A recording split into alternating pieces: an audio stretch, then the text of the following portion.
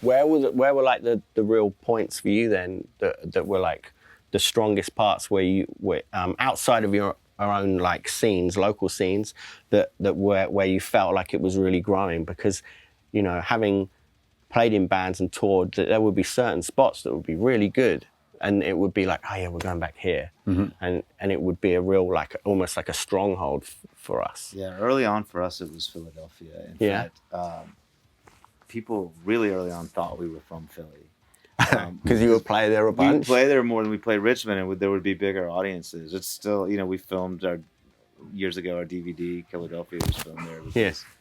It's like our second home. I still go back there, and I'm just like, I'm in Philly, you know, it feels right. And that was the first place where we would draw 150, 200 kids, you know what I mean, in a warehouse.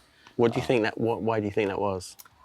You know, there was really a vibrant scene there, and I don't know what it was, but it was just something about.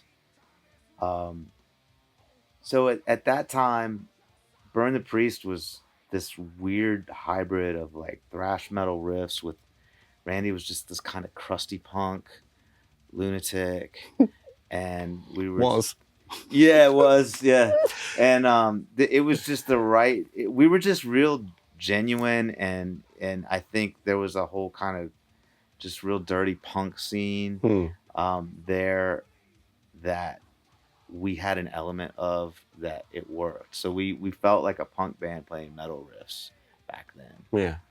And even they called us grindcore, which I never even back then I didn't even know what that meant. You know what I mean? Yeah. I come from a little redneck town, and you know, the bottom corner of Virginia, we didn't have grindcore. You know what I mean? But I don't know. It was just something about, and I think our proximity to it, you know, was 4 hours away, so we could get there pretty easily. And that's where we started making connections. That's where the first people that were investing, you know, a couple $1,000s to help us get a recording. And I think, you know, Relapse was in the area, so there was a scene around that, kind of a branded scene like you guys were talking about earlier, which is, you know, it used to be a real thing. Maybe it's still elements of it, but it used to be a real thing. Like you were into bands on a label. Yeah. We were never on Relapse. They told us that they didn't want to sign us because they just thought we were going to break up at any minute, which was true. You know. Yeah. I mean, we were just a cyclone of idiocy. But yeah, Philly was the spot for us, and then New York, and then just, you know, moving points westward. Yeah. Moving through. Yeah. What about for you? I think like you mean in the early days, or well, even now there's still. I think I have to say Chile, Santiago de Chile. There's some connection with the fans there.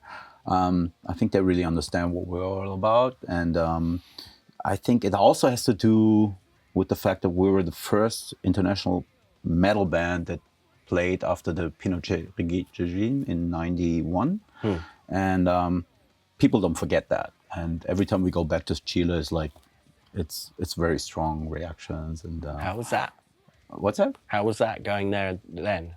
Back then, the first show, I mean, we had to stop the show after 45 minutes because they tore down the lighting rig and things got out of hand. It was so chaotic. But in a nice way. We had to stop the show so nobody got hurt. You know? Yeah, yeah. Very, very, very enthusiastic audience and very strong reactions. A lot of dedicated fans. They still are. They sing the guitar parts. Absolutely. The whole audience sings the riff or the solo backs. It's the coolest thing.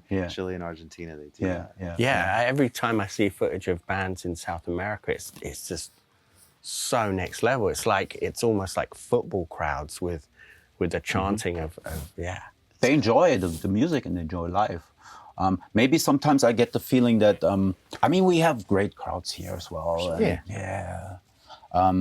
But this is more like the party. You know, they go to the.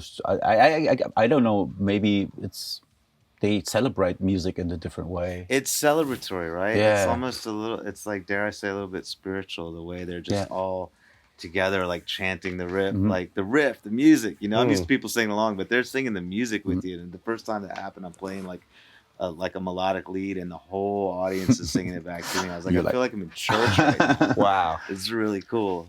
Yeah.